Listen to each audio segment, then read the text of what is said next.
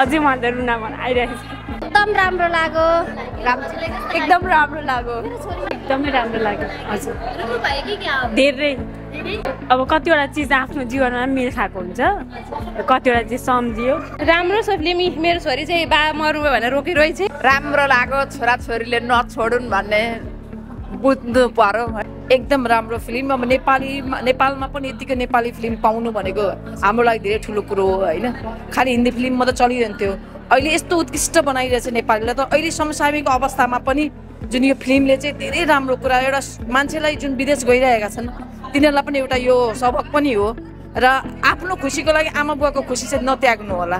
आमा बाबाको खुसीमा उनीहरूलाई नै रमाउन दिनु भन्छ। वास्तवमा यो अहिले समसामयिक विषय, हाम्रो नेपाली परिवेशको, नेपाली समाजको एउटा दृश्य हो।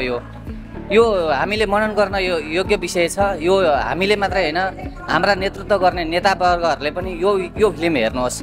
यो फिल्म हेरेर हामीले चाहिँ आत्मसमीक्षा गरेर अगाडि बढ्नु जरुरी छ। हाम्रै पाखा पखेराहरू छन्, हाम्रै भिरपाखाहरू छन्, हाम्रै घरहरू छन्, हाम्रै चौरीहरू छन्। हामीले यहीँ आत्मसात गरेर अगाडि बढ्न सक्छौँ भन्ने फिल्मले सन्देश दिएको छ। यो एकदमै समसामयिक छ, यसलाई अगाडि बढाउनुपर्छ। राम्रो लाग्यो भने एकदम राम्रो लाग्यो। धेरै वर्षपछि राम्रो फिल्म हेर्न पाइयो। नेपाली के हेर्नु भन्ने कुरा हुन्थ्यो, तर कस्तो रहेछ भनेर मेरो चाहिँ यो जन्मभूमि ठाउँ पनि सुटिङ भएको रहेछ, त्यही भएर एकदम खुसी लाग्यो।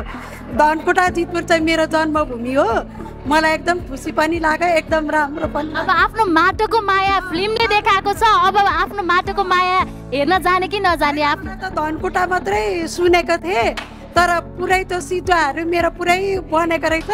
यति खुसी लाग्यो कि आफ्नो ठाउँको जन्मभूमिको यति राम्रो बनिँदा पनि यति धेरै जस मेरो ठाउँको पनि पर्यटकहरूलाई पनि राम्रो भयो होइन।